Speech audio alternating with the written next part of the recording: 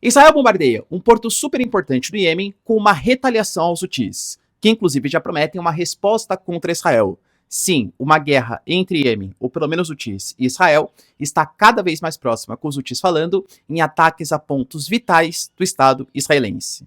A gente tem também, pessoal, a China convocando várias facções de grupos palestinos com pensamentos bastante distintos para tentar unificar um grupo palestino em prol da criação do Estado da Palestina. Será que, de fato, depois de grande tempo, a gente vai ter Fatah e Hamas pensando de maneira mais parecida? Falar um pouquinho também, pessoal, sobre o Japão e os Estados Unidos, que vão anunciar agora, no final do mês, um acordo, assim, histórico, de uma defesa militar, incluindo material nuclear. Sim, a OTAN asiática é uma realidade, e também os Estados Unidos, a partir do Jake Sullivan, garantindo que vai permitir com que a Filipina abasteça o navio Sierra Madre no que é considerado pela China o Mar da China Meridional. Além da questão de Taiwan, que, claro, pode envolver uma disputa direta entre China e Estados Unidos, o Mar da China Meridional talvez seja ainda mais tenso. Vamos discutir aqui exatamente por quê. Para finalizar, pessoal, a gente tem o Lavrov falando sobre um Suíço, não posso falar essa palavra aqui na nossa queridíssima plataforma, dos europeus, já que eles estão aceitando material, mísseis de longo alcance dos Estados Unidos. E não vão ser eles que vão sofrer, mas sim a Europa. Se vocês querem entender um pouco mais sobre esses assuntos, e muito mais também sobre geografia, geopolítica, atualidades, política, polêmicas, enfim. Tudo para você se manter sempre bem atualizado. Já se inscreve no canal, deixa seu like, compartilha esse vídeo, que eu, professor Ricardo, conto muito com a sua ajuda. Belezinha? Para quem não me segue no Instagram, @prof_Ricardo Marcílio, e bora lá pro vídeo, pessoal, que tem assunto bem importante aí pra gente discutir. E, pessoal, como vocês podem perceber, né, eu não tô no meu estúdio de gravação convencional, tô no meio de umas férias junto com a minha família, então a geopolítica é muito imprevisível, né? A gente vai ter que dar uma certa compilada aqui no vídeo, porque acabou de sair a notícia que, de fato, o Biden ele desistiu de ser o candidato à presidência nos Estados Unidos. Quando a gente fala desistiu, desistiram, né, por ele. Ele mesmo colocava que ele só tinha 3 motivos que poderiam fazer ele desistir de ser o candidato à presidência pelos Estados Unidos, que era algum tipo de intervenção divina, não acho que isso tenha acontecido, claro, algum tipo de motivo de saúde, pelo menos publicamente, né, ele não falava nada sobre o assunto, e se ele acreditasse que ele, ou o partido acreditasse que ele, não teria condições de derrotar o Trump na campanha eleitoral, o que muito possivelmente passou a ser, né, deve ser esse o motivo oficial. Ele emitiu uma nota colocando que ele ficava super feliz pelos trabalhos prestados na política americana, lembrando que o Biden, ele faz parte da política dos Estados Unidos desde 1973, já foi senador, já foi vice-presidente, agora enquanto presidente, claro, né, no último mandato aí, e buscava a reeleição. Aparentemente, por ele não desistiria, mas ele coloca que existiram pressões ali. E de fato, né, quando a gente pega a elite do Partido Democrata, até mesmo o pessoal Nancy Pelosi, Obama, poxa, o Obama, ele foi presidente dos Estados Unidos quando o Biden era vice-presidente. A gente tinha notícias vistas pelo New York Times, pelo Washington Post, que ele estava até um pouco decepcionado com a pressão que ele vinha sofrendo frente a essas lideranças, frente a esses figurões. Financiadores de campanha, por exemplo, a Abigail Disney, por exemplo, né, que é, enfim, a grande responsável pela fortuna da Disney, que é uma das principais financiadoras dos democratas, mais de 100 milhões de dólares. E todas as gafes que ele cometeu, não só durante a campanha eleitoral, principalmente no último debate, claro, né, mas que ele vinha cometendo, falando que o Putin era o Zelensky, chamando a Kamala Harris de Trump, aí ele foi se referir ao Lloyd Austin, por exemplo, que é o secretário de defesa. Falar, aquele homem negro lá, enfim, né? Que eu falo, poxa, se ele faz um ótimo governo, se é uma coisa assim, um deslize pouco a pouco, até tudo bem, mas vai somando várias gafes em seguida, isso vai tirando um pouco a credibilidade. E mais do que tudo, vocês entendem que perdeu-se muito tempo da campanha democrata? A gente está no meio de uma eleição extremamente concorrida, que o Trump acabou de sofrer um atentado, isso aumenta muito a popularidade, e os democratas eles estavam discutindo ainda se o Biden ia ser o candidato ou não. Vendo, pô, será que essa gafe é perdoável? Será que não é? Só isso já faz com que o Trump ganhasse um monte de popularidade. Para vocês terem uma noção, o Trump, ele até no comício que ele participou recentemente, ele falou, né, os democratas não sabem nem quem vai ser o candidato, não sei nem quem vai concorrer contra mim, entende? Então, na prática, penso eu, que como estratégia política, o Biden já não seria o vencedor. Então foi a melhor decisão mesmo, tá?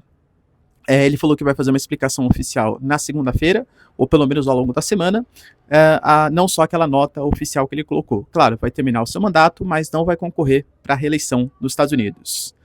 quem agora vai ser o candidato democrata, porque, de novo, tá? Não rolaram as convenções partidárias. Então ainda pode ter a convenção partidária para saber quem vai ser o candidato pelo Partido Democrata. A grande favorita é a Kamala Harris, que é a vice-presidente. Ela aparece empatada em eventuais pesquisas eleitorais com Trump, penso eu, tá?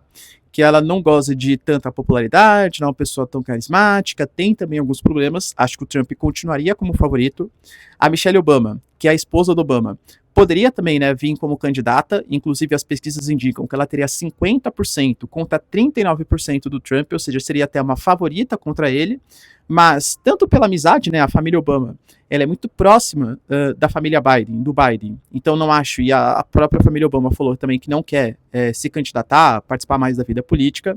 Lembrando que o Barack Obama não poderia, porque o Obama ele já foi presidente 2 vezes pelos Estados Unidos, e aí você não pode ser presidente pela 3ª vez, mesmo que não seja de maneira consecutiva, ou seja, o Barack Obama não poderia, e talvez o governador da Califórnia também, mas que tem uma figura que não goza de grande popularidade frente dentro do cenário político. Então pensou que deve ser a Kamala Harris, a não ser que tenha uma outra grande surpresa, mas, excetuando se for a Michelle Obama, que eu duvido muito, os republicanos continuam sendo os grandes favoritos.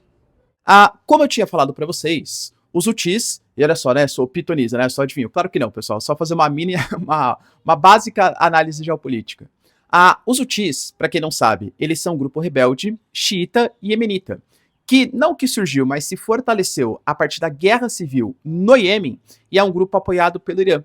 Inclusive faz parte do autodenominado Eixo da Resistência, com países como o Irã, como a Síria de Bashar al-Assad, grupo como os Houthis, como o Hezbollah, como o Hamas, como a Jihad Islâmica, dentre outras organizações que não gostam dos Estados Unidos, muito menos do seu, entre aspas, pupilo no Oriente Médio, que seria o Estado de Israel. Então eles fazem ataques combinados. Tanto que o Irã, que é a principal cabeça pensante, quando a gente teve todo aquele conflito Israel e Irã, Israel falava, olha, a gente já atacou os tentáculos.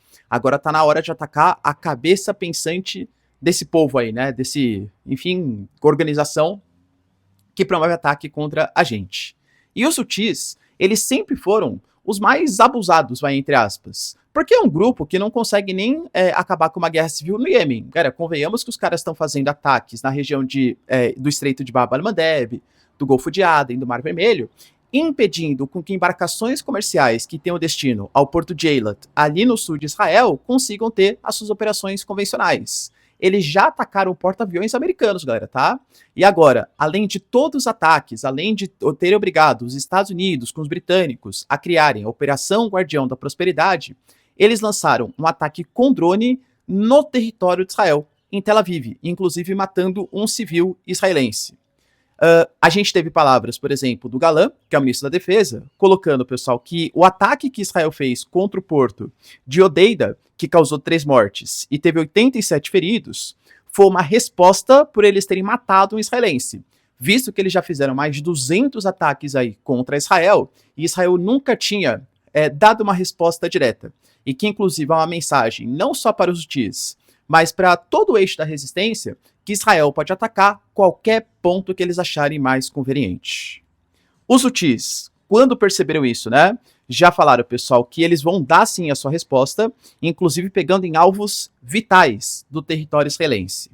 Vale lembrar também, pessoal, que Israel alegou que eles fizeram o ataque justamente a esse porto, não porque eles tinham a finalidade de atacar civis. Acabou morrendo, tá? Segundo a palavra dos Houthis também. Vale lembrar, pessoal, que os israelenses alegaram que esse porto ele era utilizado pelos iranianos para fazer uma coordenação de entrega de equipamentos, armamentos, toda a logística para os Houthis do Iêmen. Como eu falei para vocês, né, apesar de não ser um grupo dos mais fortes dentro do eixo da resistência, eu diria que é um dos mais abusados. Israel alega que aguardou até o último momento para fazer algum tipo de ataque contra os Houthis no Iêmen. A gente já teve declarações do Egito, a gente já teve declarações da ONU, falando que uma escalada, além agora, né, da questão do Hezbollah ali no Líbano, agora uma escalada também na região do Iêmen, parece cada vez mais provável. Uma guerra entre Israel e Iêmen. Será, pessoal, que de fato o Irã vai dar uma assistência em caso de guerra contra os Houthis? Porque aí a coisa fica um pouco mais perigosa. A gente teve também, pessoal, a notícia que a China está recebendo, nesse final de semana, a segunda cúpula que reúne 14 facções, 14 grupos dos palestinos. Porque sim, pessoal, os palestinos eles são um grupo étnico, mas que tem várias vertentes políticas, organizações ali de pensamentos, enfim, diferentes. Inclusive na maneira como vai ser a criação de um Estado palestino. De maneira atacando Israel, a partir de um acordo com Israel, utilizando os Estados Unidos, a China, a Rússia como ponte de negociação. Existem vários pensamentos diferentes. Talvez a principal referência que a gente tenha seja justamente o Hamas e o Fatah. O Hamas e o Fatah, eles são dois grupos que estão no guarda-chuva da chamada ANP, Autoridade Nacional Palestina, mas eles têm um pensamento um pouco diferente. O Fatah, por exemplo, pelo menos até a guerra estourar, né? Tinha a ideia de que para você construir um Estado palestino, deveria vir a partir de um acordo com o Estado de Israel. Quando a gente pega o Hamas, é o pensamento que não existe, né? Não tem a chance de ter a criação de um Estado palestino sem a aniquilação do Estado de Israel. E o Fatah e o Hamas, apesar de terem pensamentos muito diferentes, tinham um convívio assim, não pacífico, mas enfim, né? Respeitoso. Até 2007. Na verdade, pessoal, até meados ali dos anos 2000, quando a gente teve eleições que foram consideradas fraudadas pelo Fatah, começou uma guerra na faixa de Gaza, em que as organizações do Fatah foram expulsas pelo Hamas, que tinha vencido ali o processo eleitoral. Então, desde então, a gente não tem, pessoal, bons pensamentos entre os dois. Agora, com o momento de tentativa de unificação, da criação do Estado palestino, cara, a gente tem países como Espanha, como Dinamarca, a própria Assembleia Geral da ONU, mais de 150 países votaram favorável à criação de um Estado palestino. A Rússia fez a primeira reunião no final de fevereiro e agora a China está fazendo a segunda reunião nesse final de semana, reunindo todos esses grupos.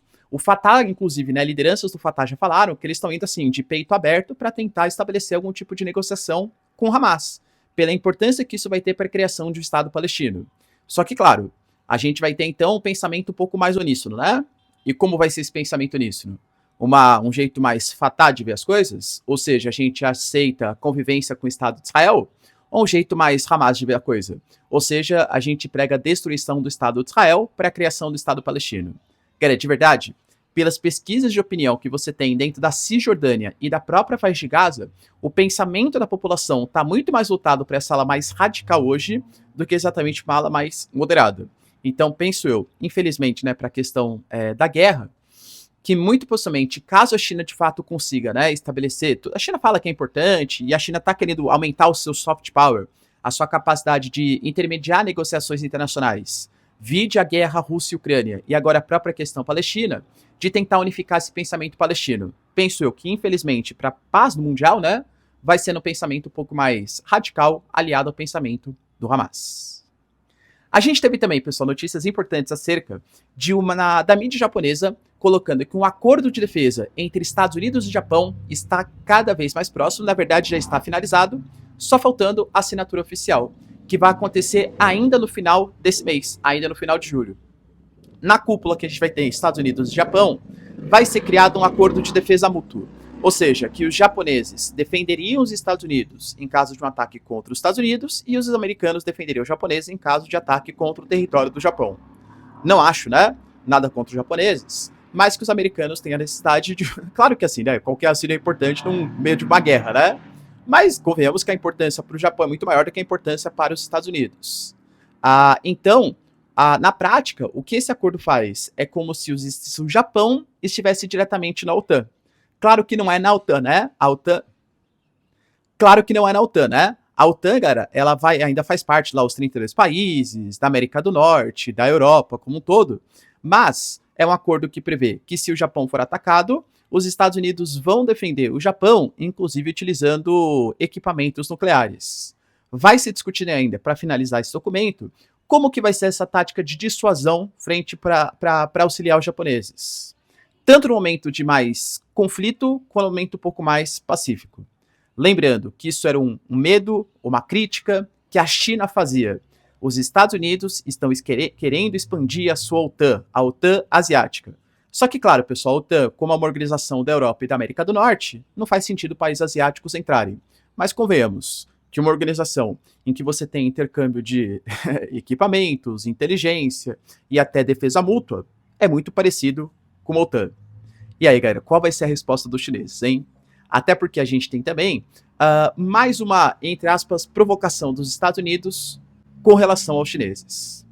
Nesse final de semana, a gente teve uma conferência em Aspen, em que o Jake Sullivan, ele estava participando, para quem não sabe, né, o conselheiro de segurança ali dos Estados Unidos, e ele estava participando ali em Aspen.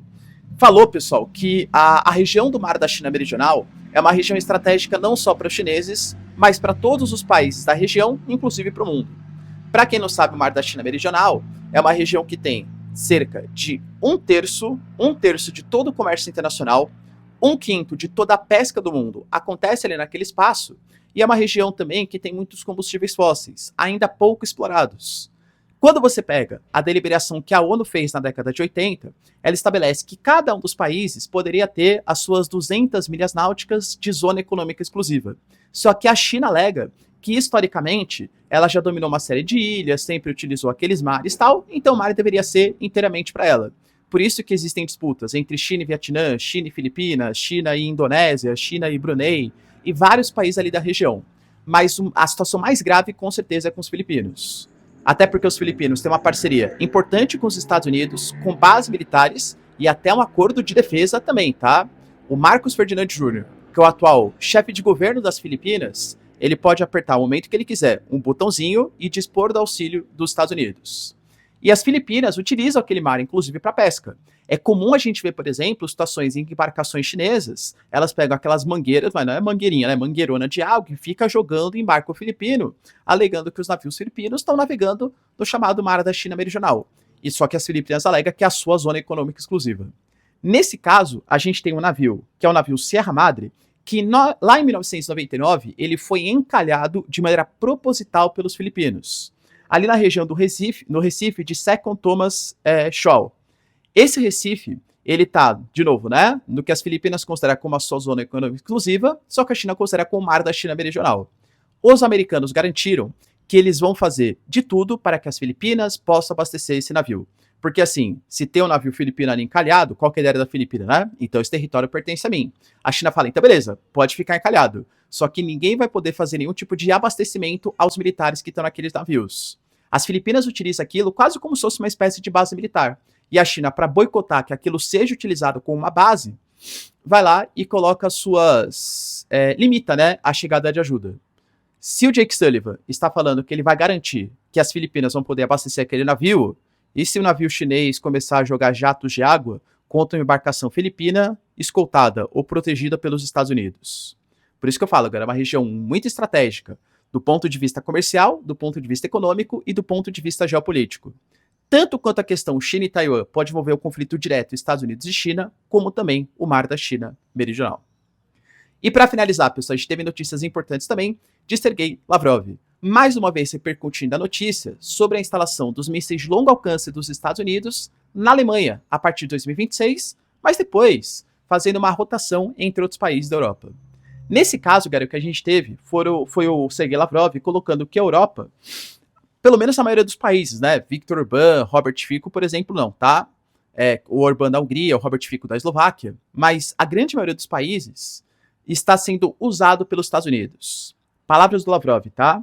Os Estados Unidos, eles sabem que eles não são a nação que vai sofrer as consequências, mas sim os seus aliados do velho continente. Os europeus devem compreender que eles estão cometendo o papel suí, enfim, né?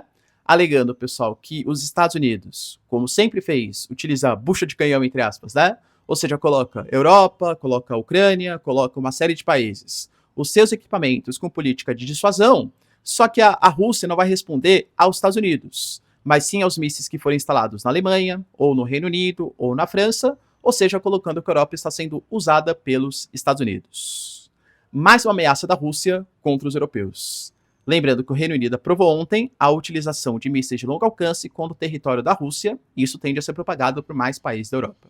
E aí, galera, será que a Europa Ocidental também vai se envolver diretamente ali na guerra contra a Rússia? Deixa aí nos comentários, quero saber sua opinião. No mais, se vocês curtiram o vídeo, tamo junto, beijos, abraços e tchau, tchau.